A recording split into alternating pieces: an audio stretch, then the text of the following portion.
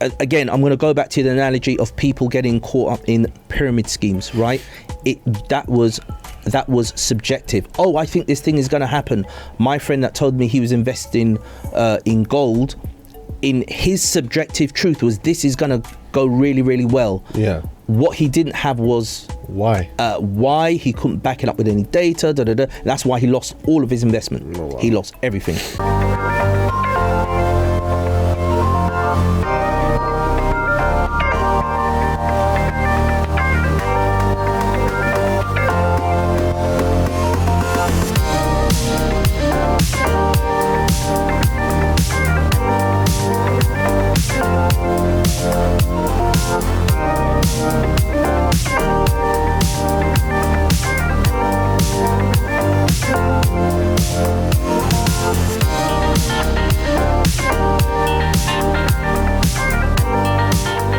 All right. But anyway, without further ado, we're moving to the next part of our show, which is the pursuit of success. All right. And joining us today, we are doing a series with the one and only Maurice Innis, right? Absolutely. Great to be here. All right. Where he is increasing our financial IQ. All right. Just before you get into it, we have Ariana Joanna from Taiwan saying hello to all. May you all have a great day ahead. Absolutely, Ariana. Thank you so much for that. And thank you so much for spreading the message as well, because we've got people from Taiwan popping up all over the place. So keep spreading the message. Wake everybody up. I know in Taiwan it's the afternoon, right? So let's keep it going. All right. So now it's 1:15. Maurice, over to you. What have you got for us today? Okay. Right. So today, as we spoke, I think yesterday or in a week, regarding the latest developments and things that are happening in the marketplace right now. So, so I read an article a while back regarding pensions. Right. So at the moment, there is a think tank. There's a government think tank actually thinking of raising the pension age from 65 to 72, or maybe even 75. Okay, so let me understand this. So, think tank. That means this is a group of people who sit around the table, and they're like, you know what? We need to do something. I know people living longer. Let's affect their pension. Let's change their pension age. Or let's get more out. Let's get more bang for our bucks. You know, we can't have people retiring, you know, at this youthful age. They still got strength. You know, they're too long. They're still hanging around. They ain't in the grave yet. Right. You know, when you squeezed an orange and you're like, you know what? I think there's some more juice.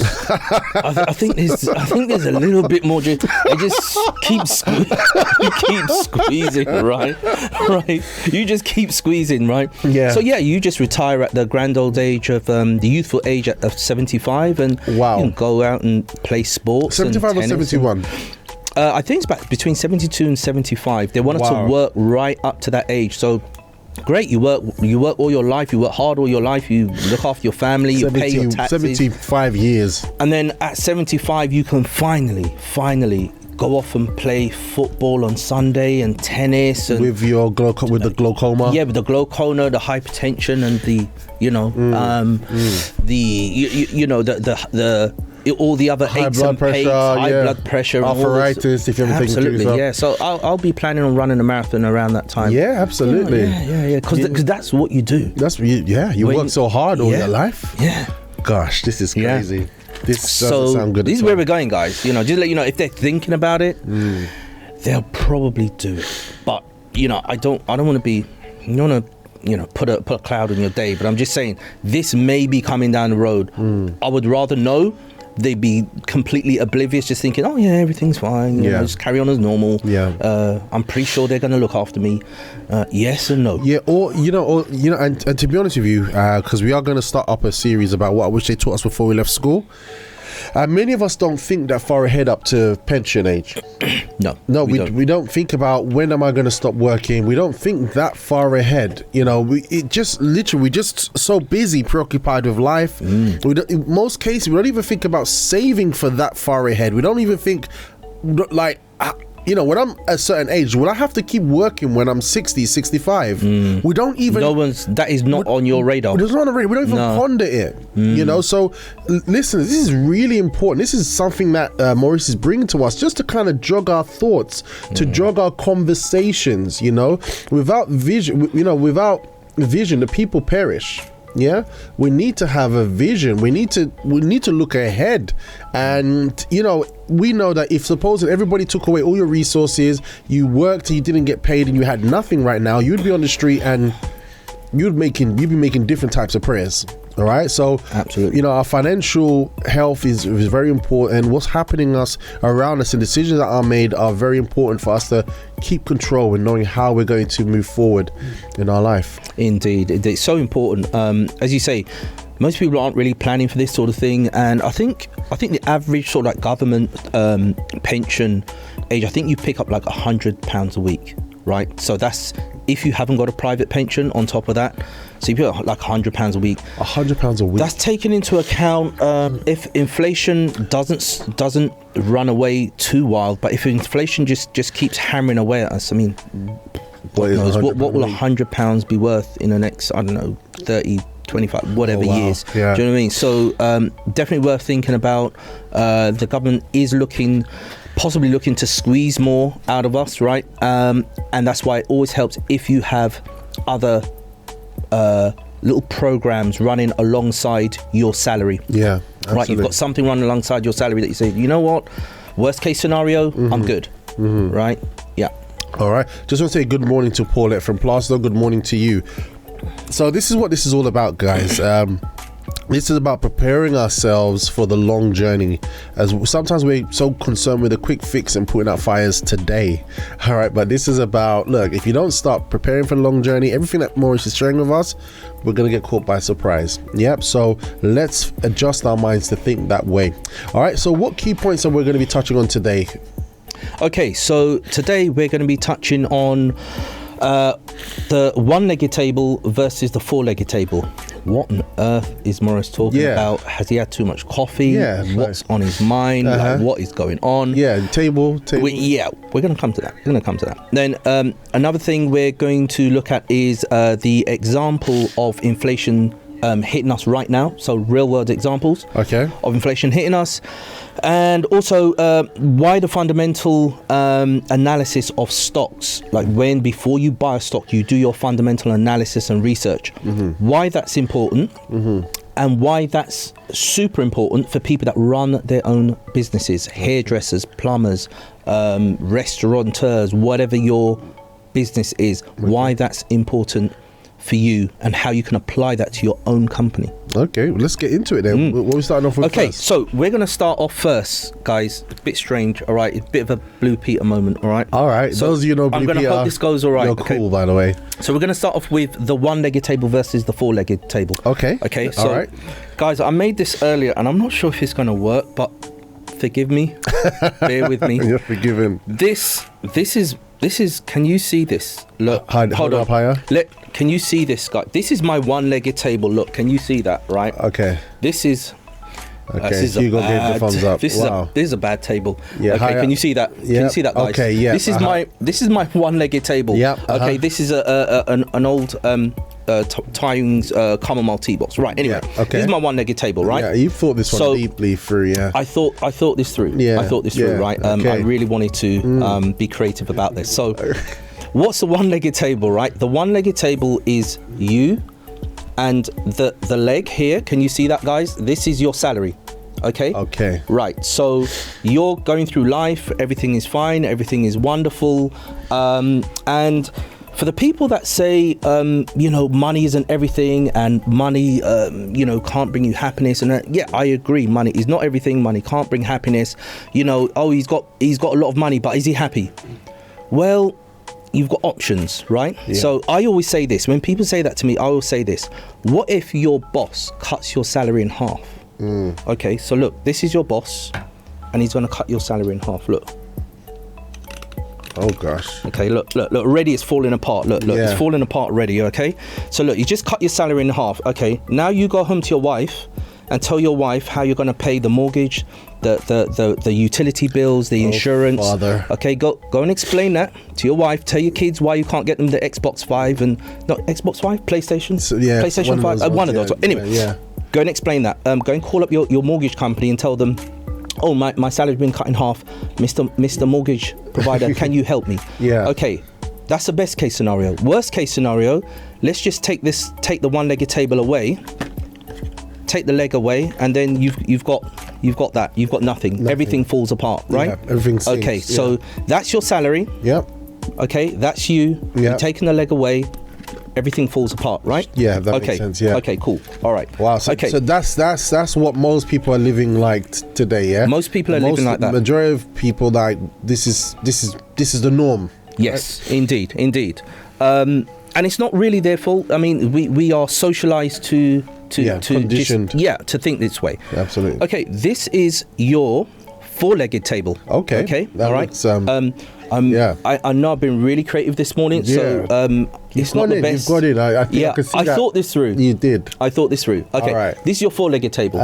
Okay. So you have a job, but you have equities. You have a little sideline hustle over here. Yep. You have investment in bonds. Yep. You have an ETF fund over here. Okay. So your boss says, okay, we got to, sorry, mate, we're going to have to, you're a lovely bloke. I love you to bits, but we got to let you go. Okay, so look, we're going to let go your salary, okay? Okay. And you see that? Yeah. Okay, so that's it. Brilliant. So we're still standing, okay, and then we say, okay, something else goes. Put it higher. Can you see? Yeah. Okay, so we get rid of something else. So I don't know, the bond market starts to fail. Yeah. All right. So the bond market goes, and we're still standing. Yeah. Okay.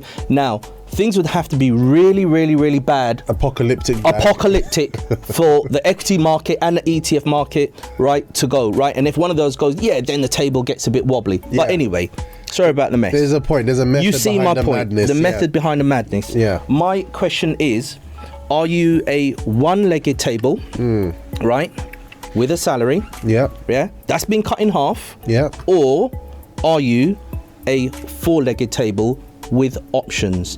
What happens if we remove one leg? What happens if we remove that? Your boss comes in and says to you, you're a lovely bloke, but we've got to let you go. Okay? Everything falls apart. Wow. Okay? And what happens if you're an investor, right? Invested in different asset classes, in different types of investments, and you've got some backup plans, and even if one of them get cut, you're still standing, right? So this scenario is literally costing you an arm and a leg. Quite literally. Wow. It's costing you an arm and a leg. You take the leg away, unfortunately everything falls apart. If you're diversified and you've got a strategy, then you're this guy and you're still standing. And what's interesting with that illustration, that's telling us that you know when nothing's urgently happening at the moment, and you say, and you hear something, it's like, oh, that's good. Oh, that'd be nice. Oh, that'd be good to do. Yes, it's good. Yeah. What you're literally showing us today is that no, it's a must, especially in this current climate that we're in right now.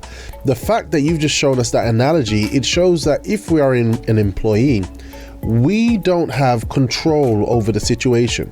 100%. How many people, those who are listening right now, that you probably experienced yourself or someone else who's been an excellent employee, but because of what was happening, somebody had to make the decision and cut that leg off, and then we had to scramble back to try to manage everything. You know what I mean? Absolutely. The current pandemic showed a lot of vulnerabilities, in certain situations, and if you didn't have enough legs on, then you're probably still trying to work things out even now, So you're saying, look, you know what? Don't wait for the storm to come, build those legs now during that time of calm while we're getting all this information. Yeah. Do you have four legs? Do you have two legs? Yeah. Physically, you do. Yeah. Financially, I don't like to use the word, but a lot of people are financially crippled. They're financially challenged, right? And it's not their fault. It's you are deliberately not taught these things. I've worked with people who've got MBAs, PhDs, that just don't know the basic concepts. Yeah. Right. So that I think yesterday you said to me there was someone who worked in The Economist or something like that. Yeah. And they sunk.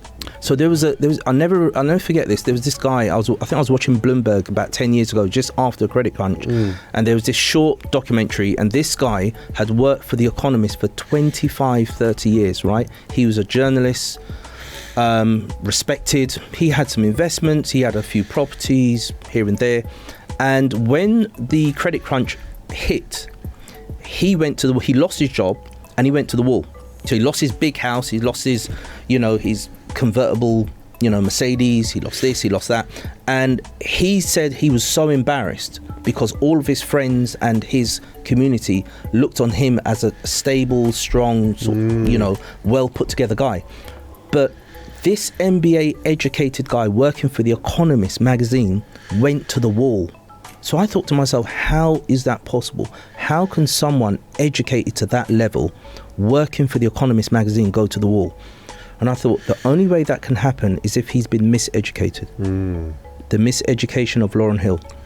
True. Remember that? Yeah. Classic album, Miseducation of Lauryn Hill. So he did not have the correct tools to deal with the real world scenario, and he went to the wall. 25, 30 years experience, and he was struggling. So that tells me he was not set up. He was set up for the academic, financial investment world, but not for the real world, and there is a difference. All right. So guys, on that note, we're going to start going into this in just a moment. So we're going to go into a quick break.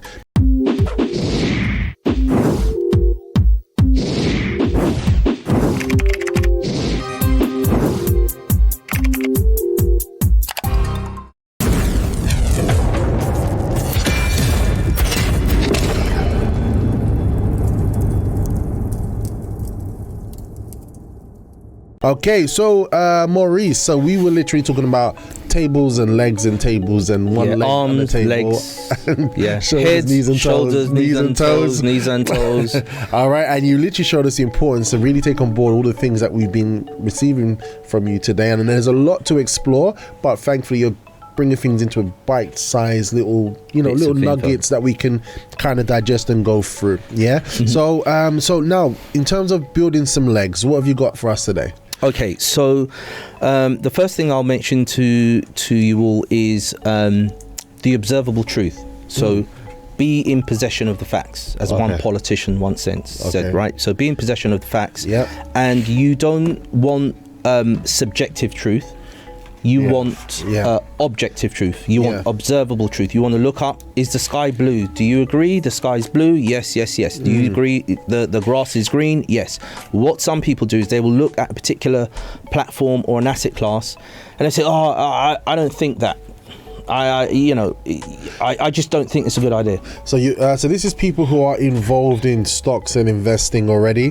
What you're saying is that they need to look at evidences. Don't go by feelings. If you're going to get into this field of work, or you're looking to develop your understanding about it, don't go by hearsay or just facts, feelings. Not feelings. Look for facts. Correct. Yeah. So there are many people who've made investments for fact out of just thoughts, or someone's just said something and it hasn't brought the result that they wanted. No.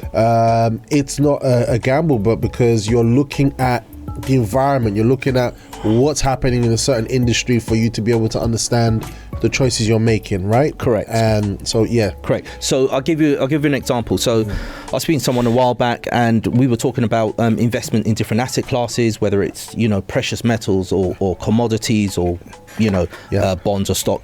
And he said to me, "Oh no, but diamonds are worth a lot. The diamonds are a good investment."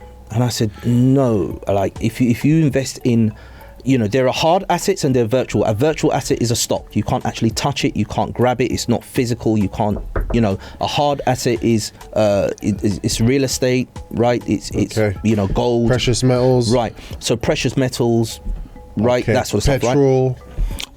Oil, yeah, but again, oil is a bit of a weird one because you don't actually have it, you don't actually possess it, sort of thing. Whereas silver, gold, real estate is something tangible thing that you can actually feel. Art wine, a bottle of wine. Okay. Right. And whilst we're on the subject as well, there's also something about investing in. Don't get me wrong, I'm not an expert in this area, but I'm just making a point in. A Van Gogh painting or Picasso or a bottle of wine, it has intrinsic value. What does that mean? So you buy something and it's going up in value, and there's a Picasso on your wall, and you've got a bottle of Chateau Pape de Neuf, 1949, and the market goes through the floor. Okay, no problem. Market goes through the floor. What's the intrinsic value? I can still look at my Picasso on the wall, pour myself some Chateau Pape de Neuf, sit down, cross my legs, and enjoy my the beauty of what I've just bought. Right? Absolutely. I'm not suggesting that people do that, but that's intrinsic value. Okay, gotcha. Right? Okay, and then we're going back to my example about the person that actually said, "Oh, the diamond market." Okay, and I said, well, why is that a good idea? Oh, no, but I'm sure, diamond, and I said, but what's the evidence? Yeah, what's this? So he had no evidence. Did he have a dream or something?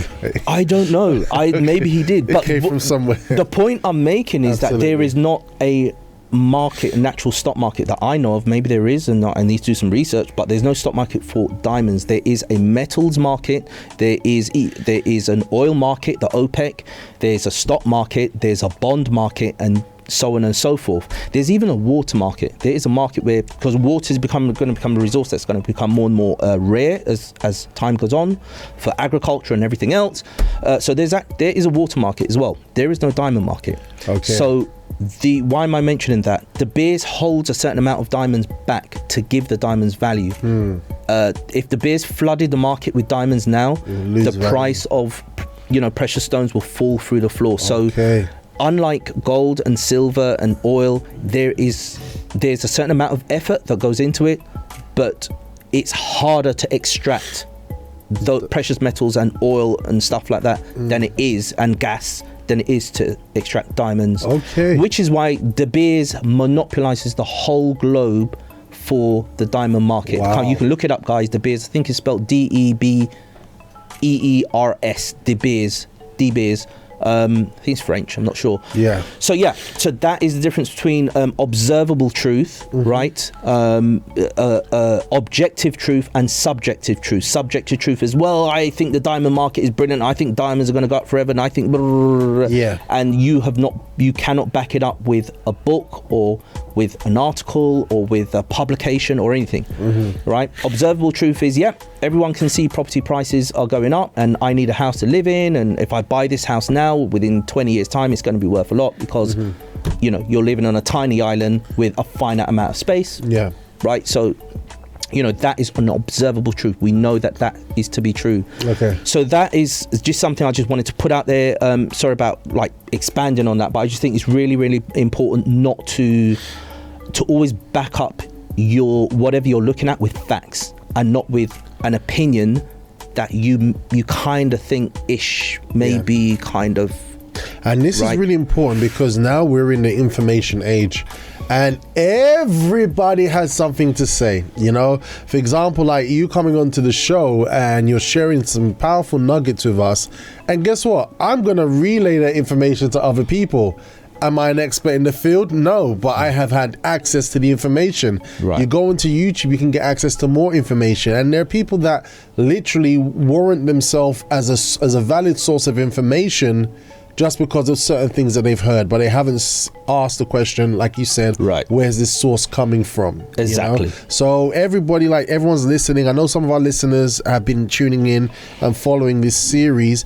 This is a very important point that Maurice is sharing with us. Really, really important. And just to let you guys know, so this isn't stuff that I've YouTubed or Googled, or do you know what I mean? Don't get me wrong, I will go onto platforms and stuff to make sure my information is solid, and I do cross-reference my information. There's always things you don't know. You always got it's a moving target. And you've always got to search for something that I always assume there's stuff that I just don't know. Right, so that's a logical thing to do, right? But what I'm saying is my experience is actually from the trade floor of major investment banks and hedge funds and asset management companies and commodity brokers. So these are 25 years of just working in different financial institutions in the City of London, in Canary Wharf, in hedge funds in Mayfair, and just basically aggregating all of that data and just coming up with these concepts and solutions that I'm now passing on to you guys. Right? So you have to, you're being a bit of a Sherlock Holmes, isn't it? You have to be. You have to be a Sherlock Holmes in this field of work. That's good. I think that sounds quite impressive and quite je ne sais quoi, charming. You know, to be yes, I'm a Sherlock Holmes of this stock market and investing. I know everything about you. Look at the fingerprint. You've been in red paint, and so you actually went over there. And what you're saying to me is false. You cannot buy this stock today. I shut you down. You know, so it's that kind of something like that. Something like that. Yeah. All right, cool. So that, you know, really important point, you know, observable truth. If someone's telling you to do, you know, invest in this thing or invest in that thing, again, I'm going to go back to the analogy of people getting caught up in pyramid schemes, right? That was subjective. Oh, I think this thing is going to happen. My friend that told me he was investing in gold, in his subjective truth was this is going to go really, really well. Yeah. What he didn't have was why he couldn't back it up with any data. That's why he lost all of his investment. Oh, wow. He lost everything. And this guy, you know, he was advanced in years. He wasn't, you know, he's on the wrong side of 60. I mean, I just felt really bad for him, and it was just, I was angry that he'd been taken advantage of, and it really woke me up to say, my goodness, how many more people out there are like him that can just get hustled? So what you're saying is that so people using the name of the stock market or using the name of certain affiliations, you know, that this is what you can do to get people hyped up, involved in it. You need to, even no matter where it's coming from, you need to do your research and keep your eyes wide open. Correct. Or people just, you know, they just create this, they just hire a really lovely villa and buy and rent a Porsche for a week and just show up at some convention and, you know, just get their teeth whitened, and you just think they're a success story and stuff, and do you know what I mean? And they that's how they rope you in with you know, all the paraphernalia, all the theatrics, and you think they're the real deal, and if you press them on certain things, you know, they then struggle. So what this is how people get hustled. So if you like to spot a scam, what would you say? And I'm putting you on the spot here. 3 questions to kind of probe if they're standing on genuine ground or not. I would say, how long have they been in the game? Okay, how long in the game? How long they've been in the game? Have they? I'll actually give you 4. How long have they been in the game? How much have they? How much have they invested? Right. I'd say what institutions have they worked for? Okay. And is their platform, or is the platform that they're selling, is it regulated? Is it regulated by the CFA? The CFA. Conduct Financial Association. And Financial Conduct Authority. Association. Association. Okay. And if they're going into precious metals, are they regulated by the LBMA, London Bullion Market Association? LBMA. So that's if they're going into precious metals market, right? Okay. So yeah, you know, those are 4 questions. How long have they been in the game? How much have they put in? Have they worked for an actual institution within that sector? And are they regulated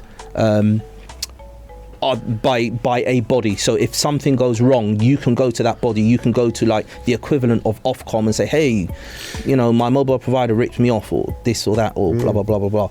So yeah, I would say off the top of my head, I would say actually those 4 things. Okay, right? Yep. That's good. All right, guys, so please take a note of that. We are going to put it into the description as well, because there's a lot of sharks out there, like you touched on in the very first program. And these 3 questions, and also look into people's eyes, because I learned somewhere that whenever someone tells a lie, there's something to do with the brain over in the top left side, where they always look the top left before they tell a lie. Yeah, it's just, and I've been doing it. I'm like, oh my gosh, it actually seems to be some truth in this. I'm gonna start.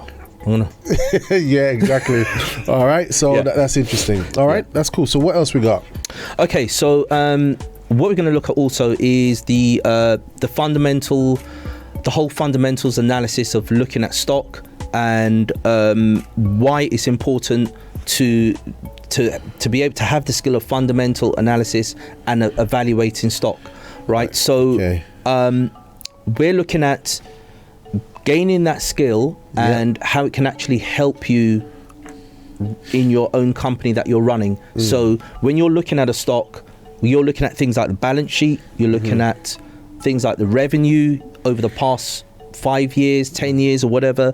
You're looking at how much debt that company is carrying, what assets does a company have, what's the projection for the future, who's your market competition, right? So competition analysis, who else is in the marketplace competing with you, profit and loss, that sort of stuff. Okay. So as I said before, the websites that I gave you, things like Motley Fool, Yahoo Finance, Bloomberg TV, that will allow you to go to those, that will allow you to aggregate those bits of data.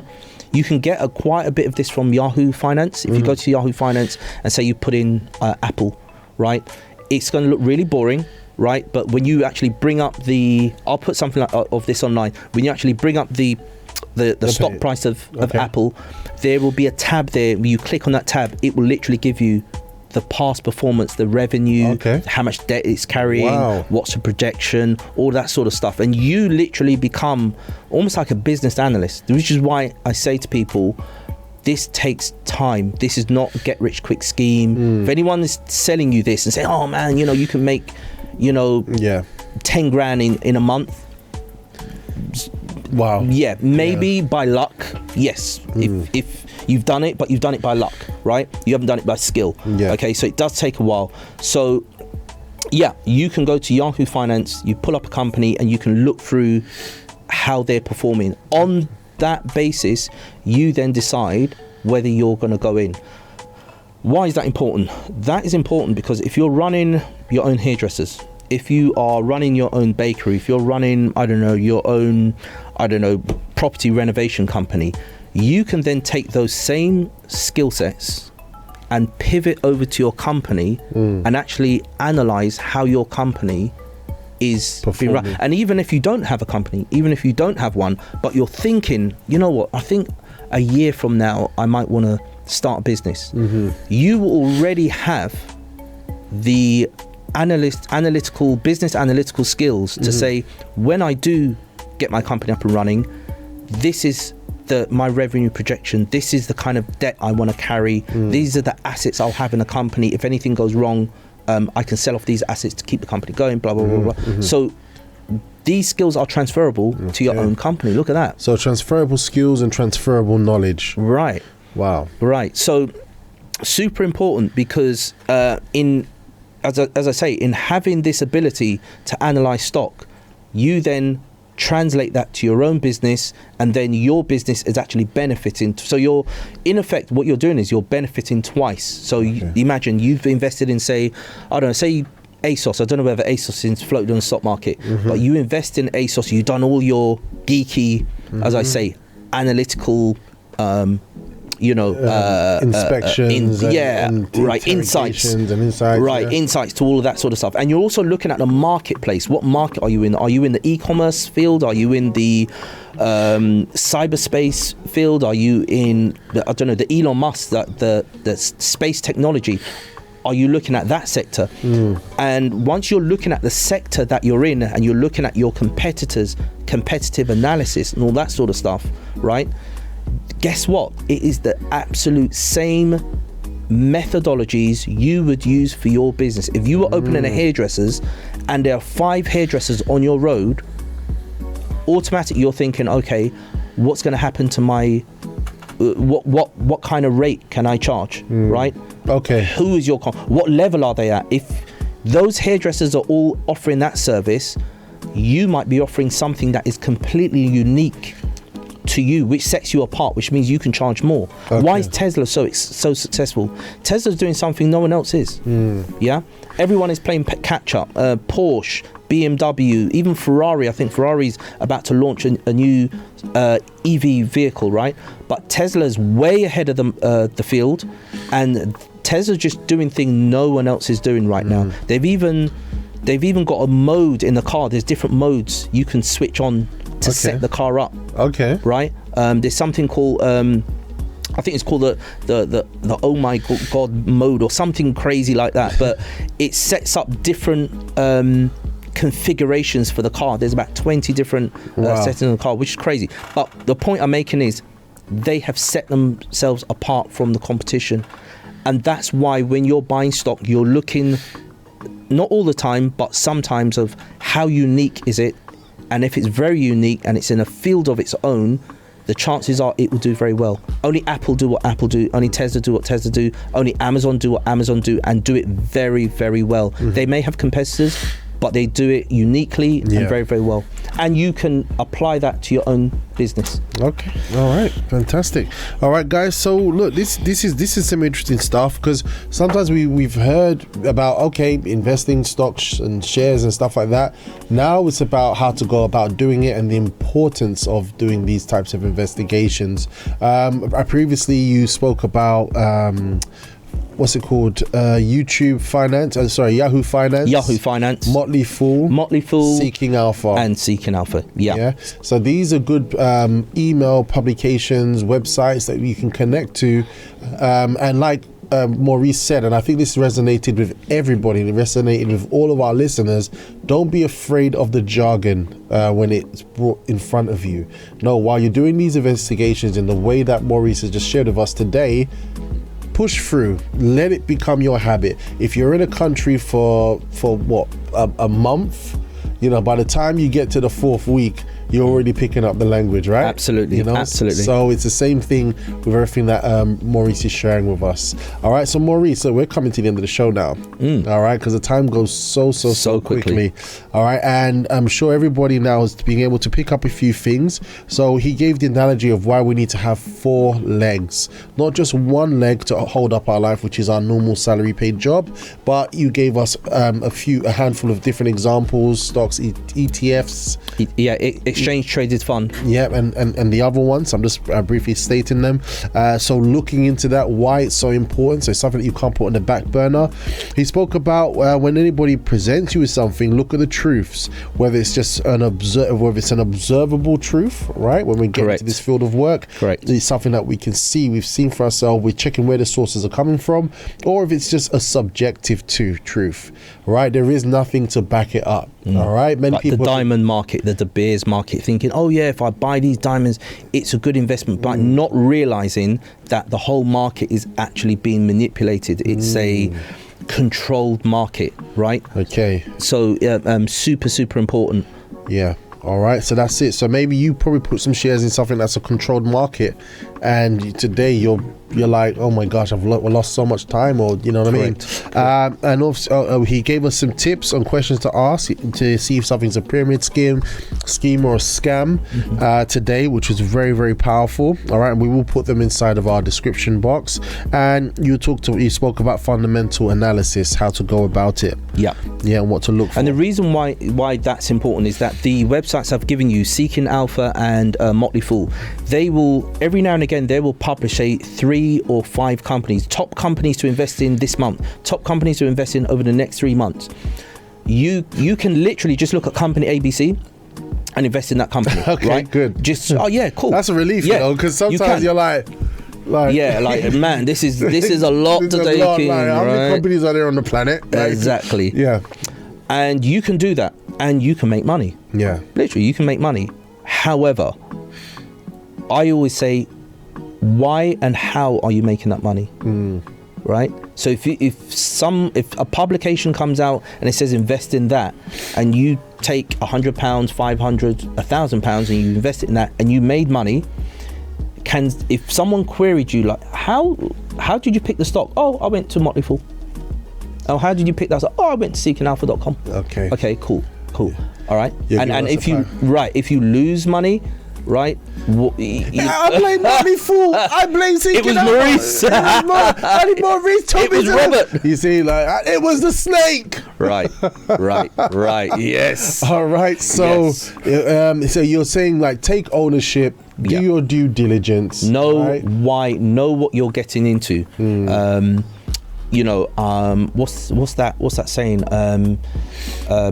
The fool that builds his house on sand. No, not the fool. No, the one he built his house, and then everyone.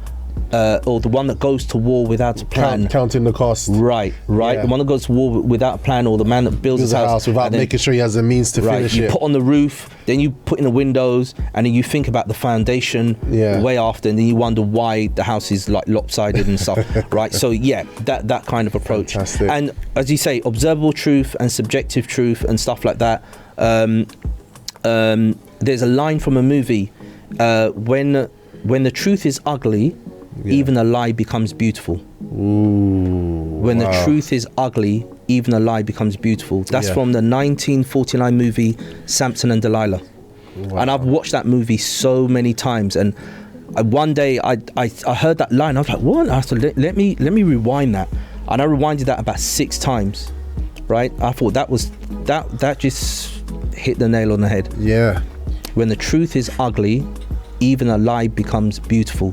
People like to believe in beautiful lies. The diamond market is great. This pyramid scheme is great. Look at this guy, he's got shiny shoes and he's got a Porsche. Yeah, he rented the Porsche and the shiny shoes he got from Primark. No disrespect to Primark, I love Primark. But I'm just saying, it's the ugly truth is often unpalatable, but it will help you. There you go, guys. All right, and that's it. On that note, I think you've wrapped it up really perfectly for today. You're welcome. So thank you so much for that, Maurice. By the Elitina from Sweden says, good morning, everybody.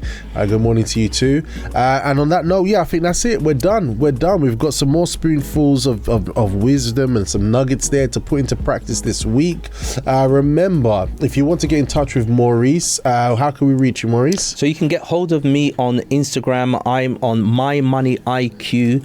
You'll be putting up a link pretty soon, right? But you just go to My Money IQ on Instagram. I'm putting up loads of great insights on there. I'm putting up loads of great infographics. There are videos coming, short video clips that is not going to overwhelm you. You can just sit down and literally like a 2-minute clip on concepts that you can adopt. And as time goes on, you can get more and more sophisticated. As time goes on, I will provide a one-to-one session that we can zoom into. There are some of the concepts will be free, but others are paid. But it's an investment at the end of the day. So absolutely invest in your future, and you can have 4 ride legs. the storm. 4 legs on your table. Indeed. Yes, absolutely. Indeed. All right. And Mijuli says, please repeat on Friday. We'll see about that, Mijuli, but it is very likely to happen that we will repeat it on Friday. All right, guys. So look, this has been your breakfast show this morning. If you are watching live now, good morning to you. It is a Tuesday. And if you are watching a repeat on Friday, good morning to you as well. Hope this has helped you. And also, if you want to see replays and you're watching on YouTube at this very moment in time, guess what? The program is eternal. It's up there in the clouds. So you can feel free to like and subscribe the channel so you can get updates on new breakfast show material that comes in, and check the description for you to connect into our guest to our guest Maurice Innis and see other shows, and check all the other programs to see more shows that we have with all our other guests. All right, guys. So if you do want to find us on YouTube, it's youtube.com/c/robustlife okay, and definitely we've got the whole host of material. And if you are watching on YouTube, just pick up the app, go to your Play Store and search for Liberty Radio, and you'll be connected to the app. You'll see the schedule of all the hosts of other programs that we have after the breakfast show, and you'll also be able to join us on the breakfast show from 6:30 a.m. every morning, because that's just how we roll. All right, guys. So Maurice, thank you once again. Wonderful. Always a pleasure. Never a chore. Absolutely. And Captain Hugo, thank you so much for being a great man of sound that you are. All right. We salute you, sir. And thank you, dear listeners, for being with us today. You make every morning extra special. Go out there. Let's be the change that we want to see. Touch other people's lives. Be great. Be robust.